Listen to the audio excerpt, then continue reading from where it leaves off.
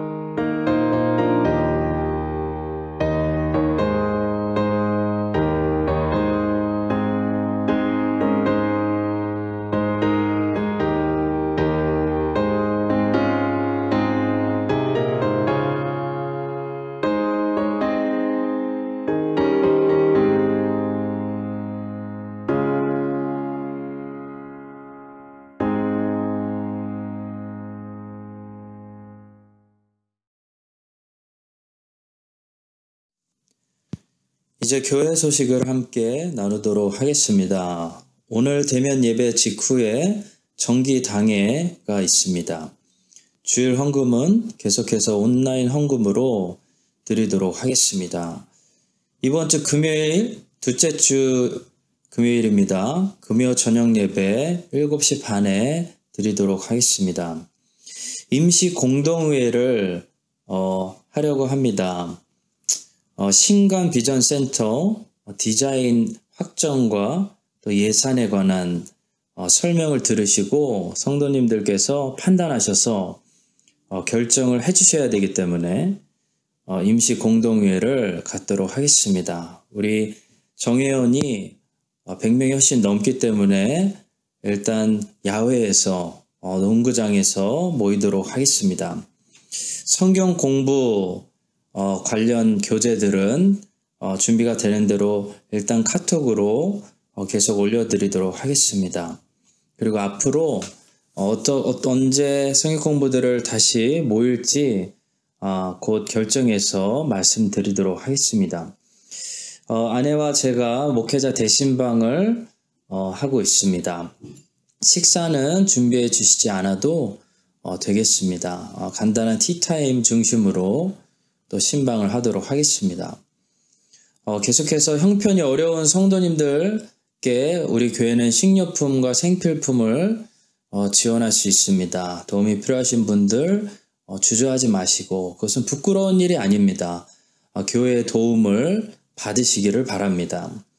교우 소식입니다. 하다미 집사님 동생분, 고 하나일 집사님 천국 환송 예배에 많이 함께 해주신 우리 모든 성도님들께 깊은 감사를 드립니다. 우리 유가족들을 위해서 계속해서 기도해 주시기를 또 케어해 주시고 응원해 주시기를 부탁드리겠습니다.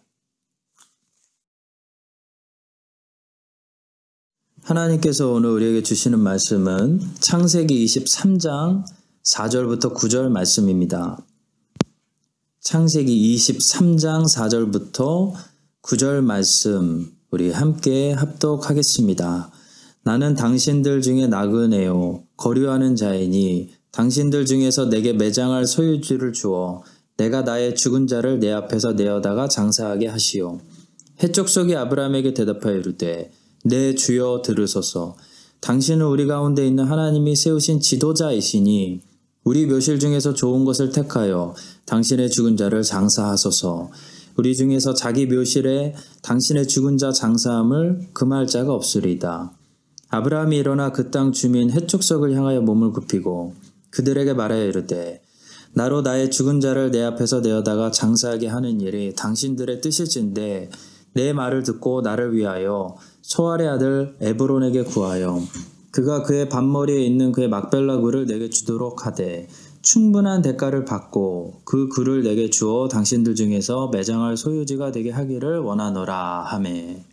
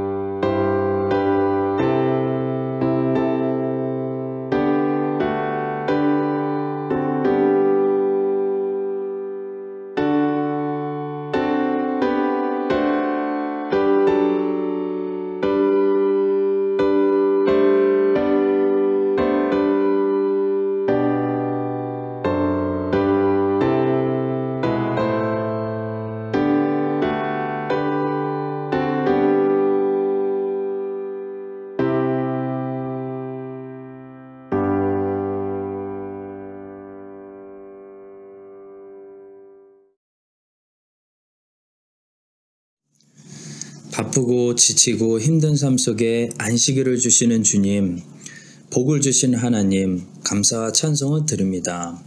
수고하고 무거운 짐진 저희들, 마음이 조급해지고 평안을 잃어버린, 기쁨을 잃어버린 모든 저희들, 오늘 복된 주일을 통해 주님 안에서 다시 새롭게 되고 쉼을 얻고 평강 누릴 수 있도록 은혜를 허락하여 주시옵소서.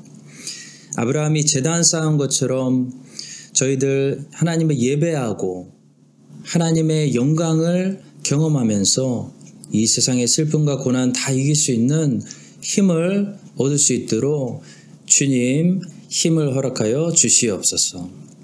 우리의 모든 죄를 씻어주시고 죄를 더 미워하고 하나님을 더 사랑하는 회개하는 마음, 하나님께 돌이켜서 예수님 안에 깊이 심겨지는 그 마음을 우리 안에 창조하여 주시옵소서. 주님, 우리가 드리는 예물이 하나님께 드리는 향기로운 화제로 연합되게 하시고 이 예물이 쓰여지는 곳마다 생명의 강이 이 뉴질랜드에 흘러가는 그런 영적인 역사가 일어나게 하여 주시옵소서. 감사드리며 예수 그리스도의 이름으로 기도합니다. 아멘. 네, 오늘은 아브라함을 만나봅시다 라는 제목으로 말씀을 전하겠습니다. 성경은 하나님의 관점을 우리에게 알려주는 책이죠.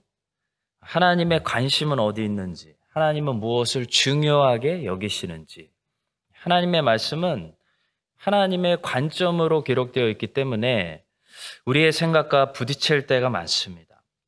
하나님의 관점은 때로 우리를 매우 당황스럽게 만듭니다. 예를 들어 창세기 몇 장 안에 1000년, 2000년의 역사를 다 집어넣으시고 대신 시내산 밑에 있었던 그 1년이라는 짧은 시간 동안 일어났던 사건들을 엄청난 분량으로 사용해서 성경에 기록해 놓으셨습니다. 하나님의 관점에서는 노아의 홍수전에 사람들이 1000년, 2000년 살았던 세월보다 시내산 밑에서 이스라엘 백성들이 받았던 그 계시받았던 사건들, 그게 더 중요하다는 거죠. 이게 하나님의 관점입니다. 자, 여러분, 그래서 우리가 신앙생활할 때 물질적인 양을 가지고 자꾸 주님과 대화하려고 하면 대화가 되지 않습니다. 예를 들어, 주님, 저는 10년 기다렸습니다. 주님, 저는 40년 신앙생활했습니다. 이런 말은 하나님께 통하지가 않는다는 거죠. 먹히지가 않는다는 겁니다. 하나님께는 우리가 10년, 20년 훈련받았다는 것이 중요한 것이 아니고 우리가 얼마나 잘 훈련받았느냐, 이게 중요합니다. 하나님께는 1000년이 하루 같기 때문입니다. 여러분, 그래서 하나님과 대화하려면 우리가 얼마나 오래 기도했느냐, 우리가 얼마나 많은 액수의 헌금을 가지고 나왔느냐, 이런 걸 들고 오면 대화가 안 된다는 겁니다. 하나님은 시내산 밑에 있었던 1년의 시간을 노아의 홍수전에 사람들이 살았던 1000년의 시간보다 더 중요하게 여기십니다. 가치 있는 것으로 보십니다. 자, 오늘 본문도 마찬가지죠. 성경은 아브라함에게 주목하고 있습니다. 아브라함의 삶이 하나님 보시기에 가치가 있었다라고 말합니다. 사실 세상의 관점으로 보면 아브라함보다 훨씬 더 유명하고 힘도 세고 세상에 영향을 끼쳤던 그런 사람들이 많이 있었죠. 성경은 그런 사람들에 대해서 그러나 주목하지 않고 있다는 것입니다. 창세기 10장에 보시면 창세기 10장 8절부터 10절에 기록된 니므롯이라는 사람의 흔적이 있습니다. 이 니므롯이라는 힘 있는 사냥꾼은 당시 엄청난 사람이었습니다. 인간의 역사적 관점으로 보면 알렉산더 대왕이나 나폴레옹이나 징기스칸처럼 이 니므롯은 인간사에서 어떤 한 획을 그었던 그런 대단한 사람이었습니다. 자, 그러나 성경은 니므롯에 대해서 단 3구절로 정리해버립니다. 별로 관심이 없다는 거죠.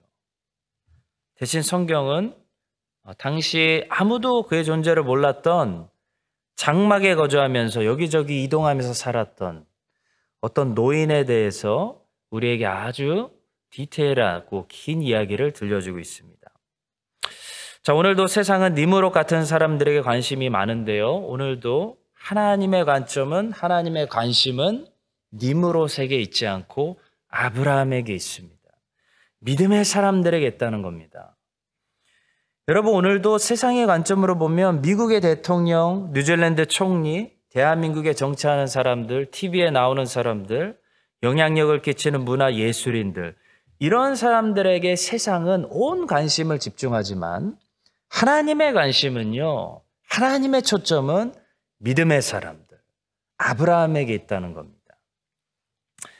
자, 따라서 오늘은 하나님이 주목하신 사람, 이 아브라함에 대해서 우리도 함께 주목할 텐데요. 창세기 23장은 다른 장에 비해서 아브라함의 개인적인, 사적인 이야기를 담고 있는 그런 장이라고 할 수 있습니다. 창세기 23장은 다른 장처럼 아브라함이 하나님께 언약을 받는 것도 아니고 이삭을 제물로 바치는 것도 아니고 소돔과 고모라를 위해서 기도하는 것도 아니고 하나님의 천사들에게 식사를 대접하는 장도 아닙니다. 어떻게 보면 23장은 별로 덜 중요해 보이는 그런 장이죠.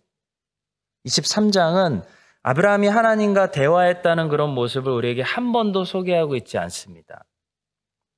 자, 그러나 23장은 아브라함이 진짜 어떤 사람이었는지, 인간 아브라함의 모습을 인간의 눈으로, 인간의 초점에서 잘 보여주는 그런 중요한 장이라고 할 수 있습니다. 자, 22장을 통해서 우리가 아브라함이 하나님을 향해 어떤 신앙을 가지고 있었는지 볼 수 있었다면 23장을 통해서는 그 신앙 때문에 아브라함이 사람들과 어떤 관계를 맺고 있었는지 보여주는 그런 장이라고 할 수 있습니다. 자, 성도 여러분, 우리가 하나님과 바른 관계를 가지고 있다면 우리는 반드시 사람들과 바른 관계를 가지고 있어야 됩니다. 22장에서 하나님의 눈에 보시기에 아브라함이 아름다웠다면 23장처럼 사람들의 눈에 볼 때도 우리는 아름다운 사람들이 되어야 한다는 것입니다. 자, 오늘은 우리의 신앙이 우리의 삶에 어떤 열매를 가져와야 되는지 아브라함의 삶의 열매들을 보여주는 23장을 통해서 아브라함의 모습을 살펴보도록 하겠습니다. 첫 번째로 23장에서 보는 아브라함의 모습은 물질에 지배받는 삶이 아니었다는 것입니다. 자, 이것은 매우 중요합니다. 하나님과 바른 관계에 있는 사람, 모리아 산까지 올라가서 자신의 생명과 같은 이삭을 하나님께 바칠 수 있는 예배자는 이 세상 사람들이 봤을 때 세상 물질과의 관계에서도 자유해야 된다는 겁니다. 자, 아브라함은 하나님과 바른 관계를 가지고 있었기 때문에 재물과도 바른 관계를 가지고 있었습니다. 크리스찬이 재물과 바른 관계를 가지고 있다는 거 무슨 말일까요? 한마디로 얘기하면 물질 세계에 지배당하지 않는 것입니다. 아브라함은 물질을 많이 가지고 있었는데요. 물질에 세상 사람들이 눈에 봤을 때, 이웃들이 봤을 때 물질에 지배당하지 않았다는 것입니다. 자, 이전에 아브라함이 롯을 구출하기 위해서 전쟁을 이겼을 때도 아브라함은 전쟁에서 승리한 대가로 전리품을 취하지 않았습니다. 이것은 대단한 거죠. 전쟁에서 얻는 전리품은 그 사람을 완전히 부자로 만들어줄 수 있는 대단한 기회입니다. 자, 그런데 아브라함은 거절했습니다. 그는 자신에게 있는 것이 충분하다고 생각했습니다. 소돔 왕이 깜짝 놀랐겠죠. 소돔 왕, 세상 사람의 눈으로 봤을 때 저 사람은 대단한 사람이다 라고 생각할 수 있도록 만들었다는 겁니다. 자, 이런 물질의 탐욕에 넘어가지 않는 아브라함의 모습이 오늘 본문에서도 잘 나타나고 있습니다. 아브라함의 아내 사레가 죽어서 장사 지낼 곳이 필요했는데요. 당시 아브라함이 공짜로 달라고 하면 그것을 감히 거부할 사람이 없었다고 당시 상황을 성경은 분명히 말하고 있습니다. 그런데도 아브라함은 몇 번을 거절당하면서도 끈질기게 돈을 정확히 지불해 주면서 사라를 위한 매장지를 구입하고 있습니다. 자, 성도 여러분, 아브라함은 공짜를 좋아한다든지 돈 계산을 흐리게 한다든지 돈에 욕심을 낸다든지 돈에 흔들리는 사람이 아니었다는 것입니다. 돈에 흔들리는 사람은 공짜를 좋아합니다. 돈에 흔들리는 사람은 계산을 제대로 하지 않습니다. 돈에 흔들리는 사람은 조금이라도 더 이득의 기회가 있으면 놓치지 않죠. 덥석 무는 거죠. 근데 이득을 취할 수 있는 상황에서 이득을 거절하고 돈 계산을 철저히 한다는 것은 지금 아브라함이 물질의 지배를 받지 않았다는 것을 보여주는 것입니다. 자, 출애굽기 36장을 보시면요. 하나님의 백성들이 광야에서 성막을 만들기 위해서 예물을 가져왔는데요. 그 예물이 성막을 만들기 위해 충분한 재정이었다고 말씀하고 있습니다. 그래서 이 충분한 재료와 재정을 가지고 36장부터 하나님의 성막을 만들기 시작하는데요. 37장에서 성소 안에 들어가는 성물들을 만들고 38장에서 성소 밖에 있는 성물들을 다 만들었습니다. 자, 그런데 다 만들고 끝난 것이 아니고 출애굽기 38장 마지막을 보시면 거기에 재정 보고를 하고 있습니다. 물자 관리에 대한 기록이 있습니다. 과연 충분한 재정과 재료를 가지고 하나님의 성막을 만드는데 그 재료들이 정확히 얼마나 쓰여졌고 얼마나 남았는지 그것을 정확하게 보고하고 관리했다는 거죠. 그것을 관리하기 위해서 아론의 넷째 아들 이다말을 책임자로 하나님이 세우셨다는 것입니다. 자, 그것이 출애굽기 38장 21절의 말씀입니다. 제가 읽어보겠습니다. 성막 곧 증거막을 위하여 레위 사람이 쓴 재료의 물목은 제사장 아론의 아들 이다말이 모세의 명령대로 계산하였으며 그리고 그 물자 목록 재정 보고서를 읽어보면 정말 정확하다는 것을 알 수 있습니다. 자, 여러분, 하나님의 말씀에 왜 이와 같은 재정 보고서가 들어있을까요? 사역이 끝난 후에 왜 물자 보고서를 하고 있을까요? 하나님 나라의 일은 재정을 써서 일하는 것도 중요하지만 재정을 관리하는 것도 너무나 중요하다는 것을 말씀하는 것입니다. 자, 예를 들어 교회의 일은 1,000불, 2,000불을 써서 전도 집회를 하는 것도 중요하지만 그 과정 속에 정확히 계산하고 1불이라도 헛되게 사용되지 않도록 관리하는 것이 너무나 중요하다는 겁니다. 이것이 너무나 중요합니다, 성도 여러분. 자, 왜냐하면 이 돈은 어떤 돈이죠? 세상 기업들처럼 벌어서 모인 돈이 아니라 성도들이 하나님께 헌물한, 바친, 헌금으로 바친 예물이기 때문입니다. 그러니까 하나님의 것이라는 거죠. 우리의 것이 아니라는 겁니다. 도둑질하면 안 된다는 것입니다. 자, 이스라엘 사람들은 기술을 가지고 돈을 벌어서 하나님의 성막을 짓지 않았습니다. 하나님의 백성들이 기쁨과 자원으로 하나님께 바친 그 예물, 하나님의 것을 가지고 하나님의 성막을 만들었습니다. 자, 그렇기 때문에 얼마를 썼고 얼마 남았는지 하나님 앞에서 그것을 정확히 계산했다는 거죠. 자, 그들이 얼마나 정확히 재정 보고를 하고 있는지 24절과 25절의 말씀입니다. 성소 건축 비용으로 들인 금은 성소의 세겔로 29달란트와 730세겔이며 계수된 회중이 들인 은은 성소의 세겔로 100달란트와 1775세겔이니 하나님께서는 이다말을 세우셔서 하나님 말씀 안에 얼마나 정확하게 하나님께 드린 이 예물이 얼마나 정확하게 사용되어졌고 남았고 관리되어졌는지 우리에게 말씀을 통해 보여주고 계십니다. 자, 성도 여러분, 우리 한국 교회들은 이 부분이 굉장히 약하다고 생각합니다.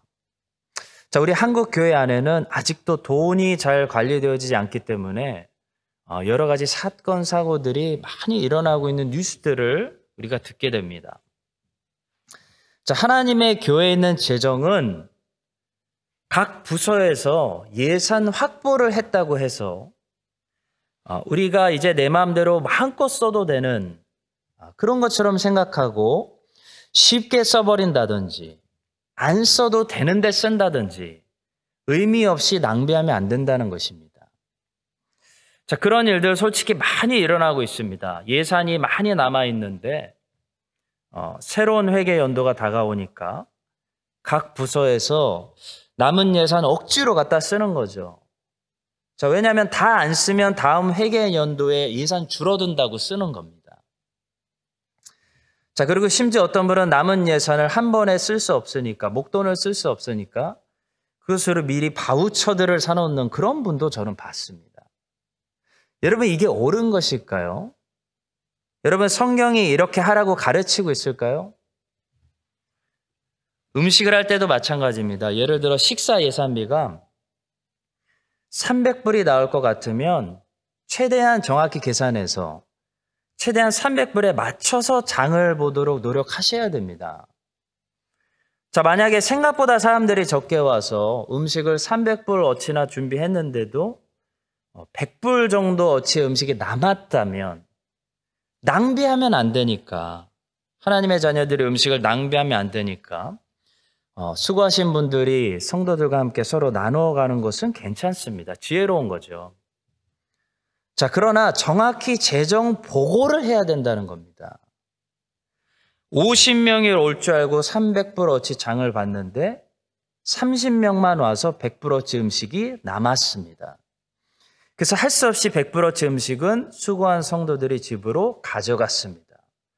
이렇게 정확히 재정 보고를 하는 습관이 있어야 된다는 거죠. 자, 그래야 애들이 하나님의 집에 있는 성도들이 드린 이 헌금은 1불도 함부로 쓰면 안 되는구나, 내 돈처럼 함부로 쓰면 안 되는구나 라는 것을 배운다는 겁니다. 자, 그런데 한국교회 어떻게 하죠? 50명이 보통 모이는데 70명 온다고 치고 장을 500불어치 여유 있게 봐버립니다. 자, 그리고 남으면 수고한 사람들이 서로 싸가면 되지 뭐, 이렇게 생각한다는 거죠. 쉽게 생각한다는 겁니다. 여러분, 이게 좀 심하게 보면 도둑질입니다. 50명 오는데 70명어치 장 보는 거, 하나님의 것을 도둑질하는 도둑질 될 수 있습니다. 교회 헌금을 너무 쉽게 생각하는 거죠. 내 돈처럼 생각하는 겁니다. 자, 성도 여러분, 우리가 성도들이 하나님께 드릴 헌금을 어떻게 관리하느냐에 따라서 우리의 모습이, 우리도 모르는 사이에 우리 다음 세대들, 우리 자녀들, 청년들, 중고등부 아이들 그대로 교육이 됩니다. 우리 교회에서 재정을 어떻게 다루고 있는지 그 모습 그대로 따라하는 겁니다. 자, 재정 보고라는 것은요, 말 그대로 보고, 리포트입니다. 어떤 일들이 있었는지, 사역을 하다 보니 어떤 일들이 있었는지, 그대로 있었던 일들을 꾸밈없이 보고하는 것이 재정 보고이지, 이쪽에서 돈이 없으니까 저쪽에서 갖다가 껴 맞추고, 재료가 됐으니까 통과, 문제 없다, 이런 식으로 해버리면 그게 교회의 컬처가 됩니다. 자녀들도 다 따라합니다. 아, 그렇게 하면 되는구나. 제로만 되면 되는구나. 어떤 돈들이 들어왔고 지출됐는지 그 내용은 자세하게 사람들이 몰라도 되는구나. 그대로 따라한다는 거죠. 여러분, 그렇게 되면요, 사탄 마귀가 역사합니다. 여러분, 한국 교회들 왜 무너지는지 아십니까? 사탄 마귀가 들어와서 무너지는 거죠. 사탄 마귀가 교회에 어떻게 들어왔을까요? 틈을 주니까 들어오는 겁니다. 사탄 항상 틈을 통해 들어옵니다. 자, 돈은 사탄이 좋아하는 틈이 될 수 있습니다. 돈은 완벽히 다루지 않고 대충 다루면 반드시 사람을 지배해버리는 능력을 발휘합니다. 자, 왜 하나님께서 굳이 이다말을 세워서 너는 재정 보고 물자 관리 철저하게 하라 하셨는지, 얼마나 썼고 얼마나 남았는지 그것을 자세하게 그대로 기록하게 하셨는지 우리는 레슨을 배워야 됩니다.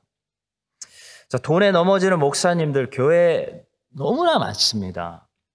자, 그 사람들이 우리들보다 나쁜 죄인일까요?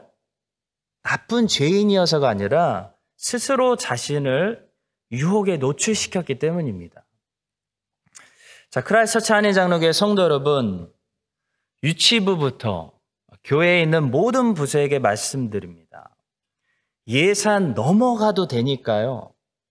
재정은 있는 그대로 보고하십시오. 있는 그대로 보고하십시오. 보고서를 만들려고 하지 마십시오.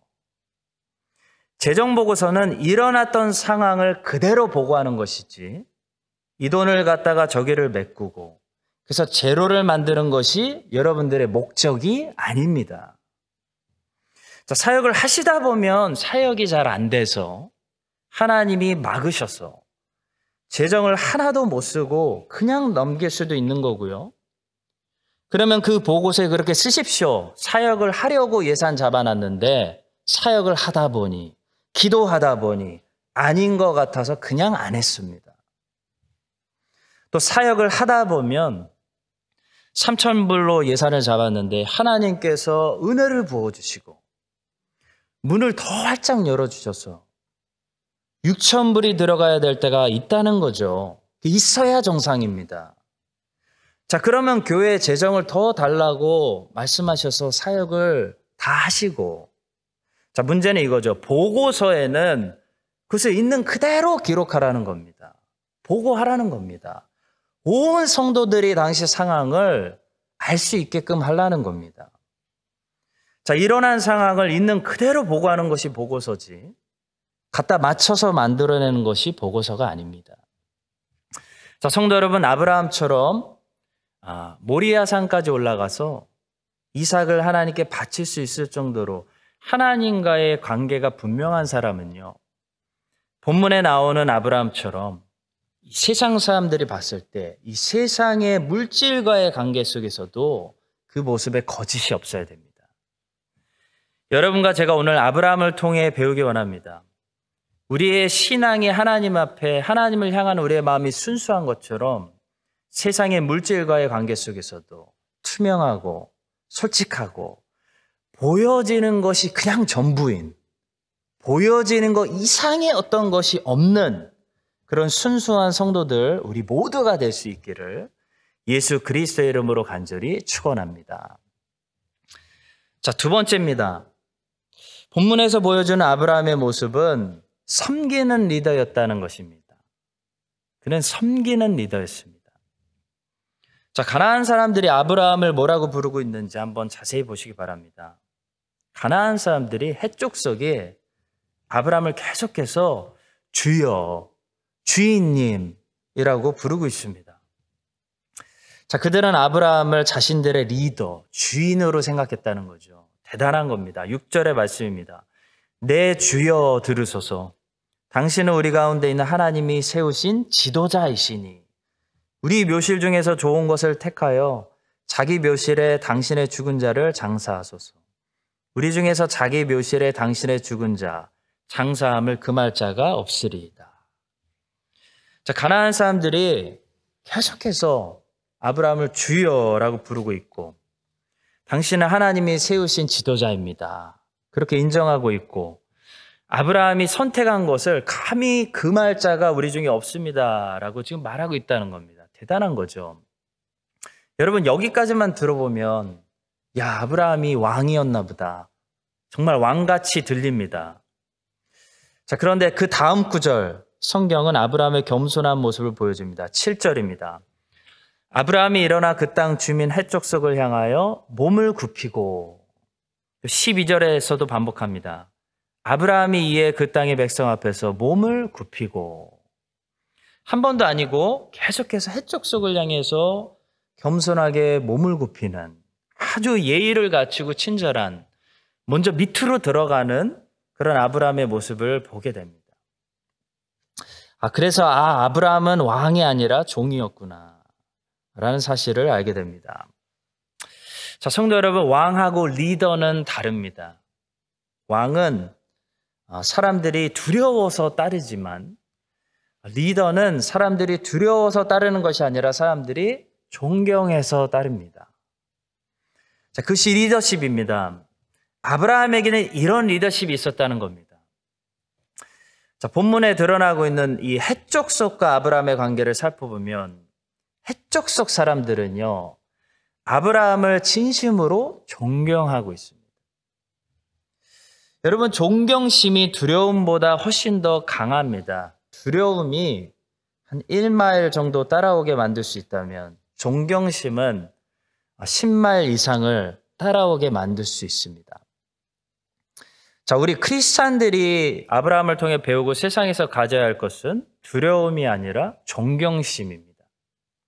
헷족 속의 아브라함을 보고 적어도 아브라함의 하나님이 계시다 사실을 인정했던 것처럼 세상 사람들이 우리를 보고 그들은 믿지 않을지라도 우리의 하나님이 계시다는 사실을 인정할 수밖에 없게끔 우리가 만들어야 된다는 것입니다. 우리가 하나님과의 바른 관계 속에 있다면 우리는 반드시 세상 사람들과의 관계 속에서 또 이런 관계 속에 있어야 한다는 것입니다. 하나님을 믿는다고 하는 크리스찬들이 세상에서 존경을 받고 칭찬을 받고 박수를 받고 인정을 받는 것이 아니고 욕을 먹는다. 그것은 그 사람이 하나님과 바른 관계에 있다고 사실 볼 수 없는 것입니다. 하나님을 잘못 알고 있거나 하나님께 불순종하고 있거나 하나님과의 관계가 뭔가 잘못됐기 때문에 세상 사람들에게 무시당하고 감동을 주지 못하고 오히려 시험을 주고 실족하게 만드는 거죠. 자, 여러분, 크리스찬이 세상에서 박해당하는 것과 세상에서 잘못돼서 욕먹는 것은 다른 것입니다. 우리는 이것을 구분해야 됩니다. 크리스찬은 선한 행실 때문에 선한 행실을 미워하는 어둠으로부터 박해를 당해야 되는 것이죠. 크리스찬이 욕먹을 짓을 해서 세상에서 손가락질 당하면 안 된다는 것입니다. 오늘날 기독교가 서양이든 동양이든 막론하고 세상으로부터 욕을 먹고 있다는 것은 세상만 잘못된 것이 아니라 기독교도 잘못되었다는 것을 보여주는 증거입니다. 여러분, 우리는 박해를 당하고 있는 것보다는 욕을 먹고 있습니다.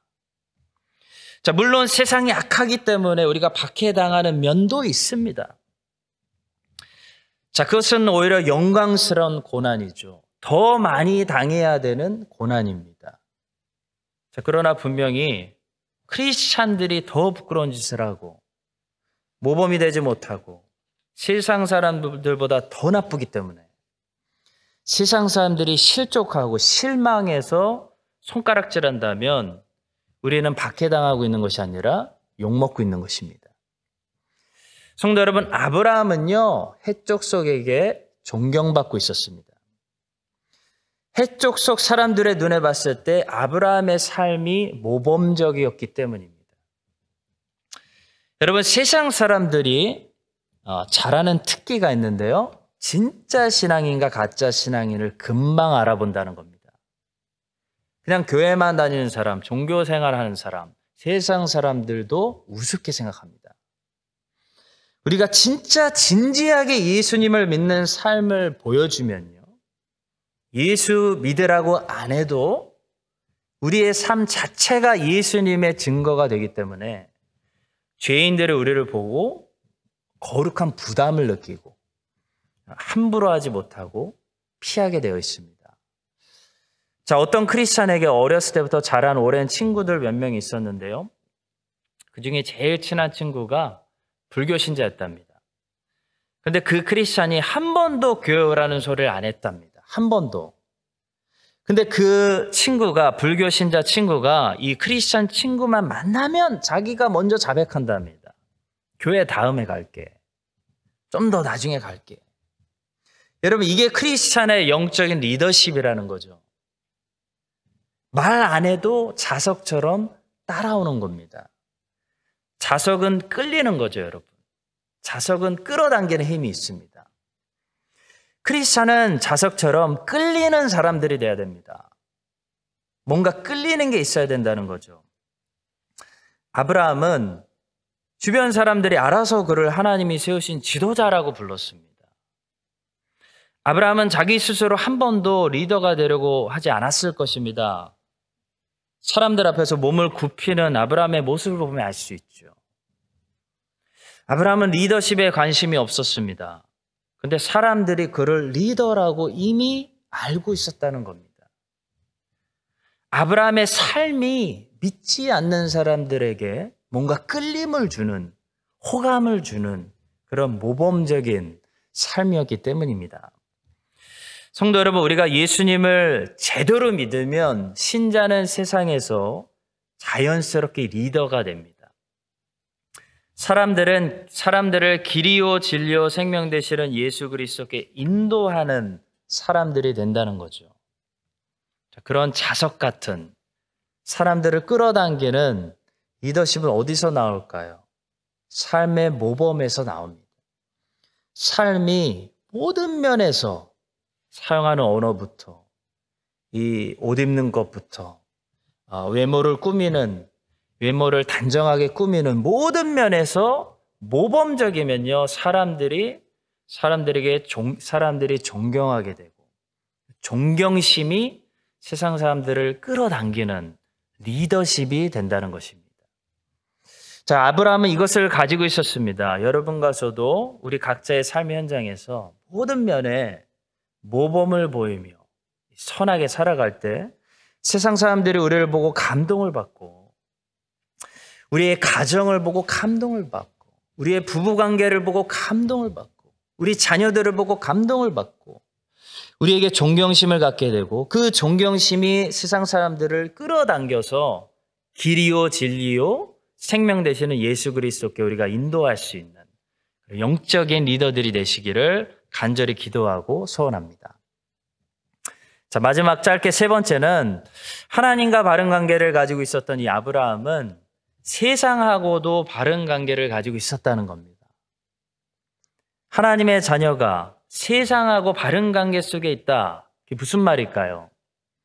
그것은 바로 하나님의 자녀가 세상에서 나그네로 산다는 것을 말합니다. 본문 4절에서 아브라함이 말합니다. 나는 당신들 중에 나그네요, 거류하는 자이니 당신들 중에서 내게 매장할 소유지를 주어 내가 나의 죽은 자를 내 앞에서 내어다가 장사하게 하시오.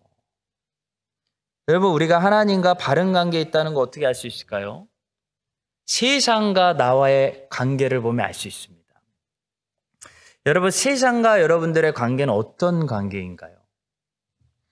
하나님의 자녀는 세상에 아무리 오래 살아도 거기에 심겨지지 않아야 세상과 바른 관계를 가지고 있는 것입니다. 물과 기름의 관계죠. 자, 야곱은 애굽으로 넘어가서 말년에 요셉 덕분에 아주 잘 살았습니다.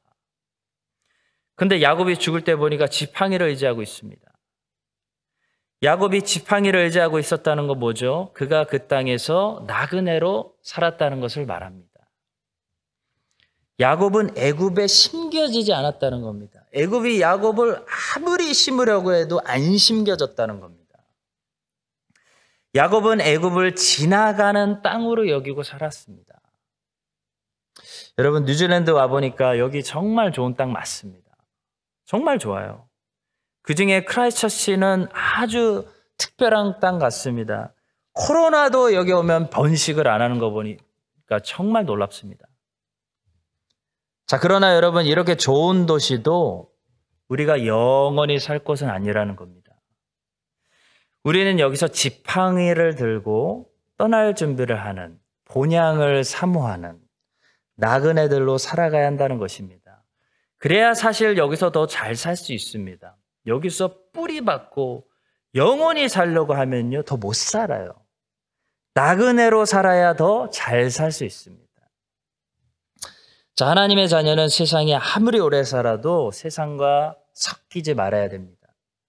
돌하고 모래가 같이 있는 것 같아도요, 물이 쓸고 지나가면 돌하고 모래가 분리되는 것처럼 하나님의 자녀가 아무리 세상에 깊이 들어가 살고 있어도 세상과 섞이지 않는 것, 그것이 하나님의 자녀가 세상과 바른 관계 속에 있는 모습입니다.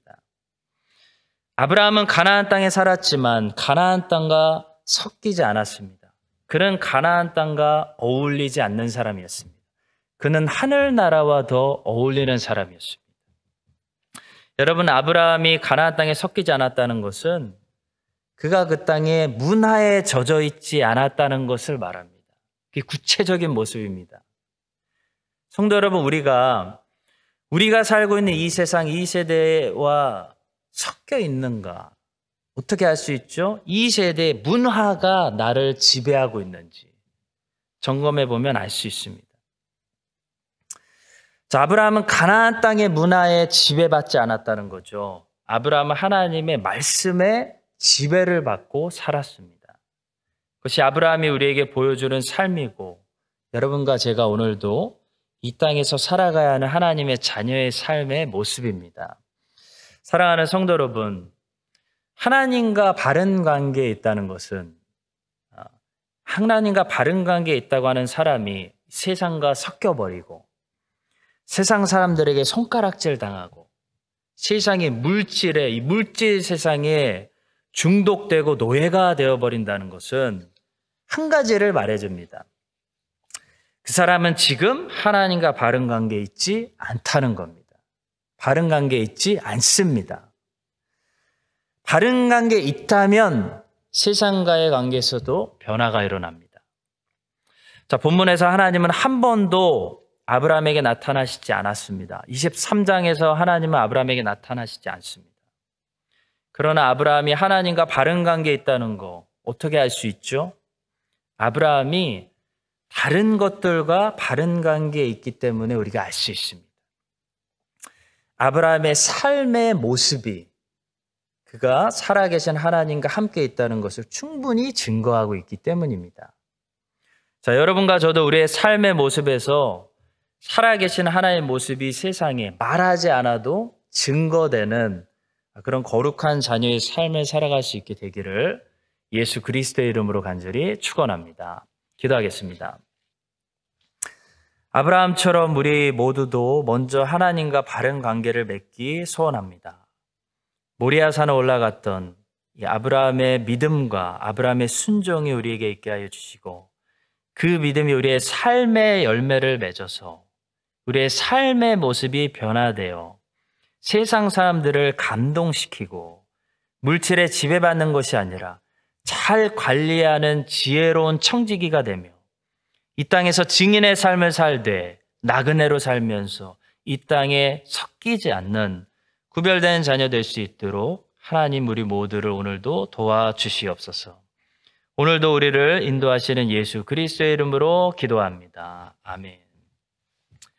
이제는 우리의 구세주 예수 그리스도의 은혜와 하나님 아버지의 신실하신 사랑과 성령 하나님의 살아 역사하심과 교통하심이 아브라함처럼 하나님과 바른 관계를 맺고 세상에서 예수님의 증인으로 살아가기로 결단하는 모든 주의 사랑하시는 자녀들 위해 이제부터 영원까지 함께 하시기를 간절히 축원드립니다. 아멘.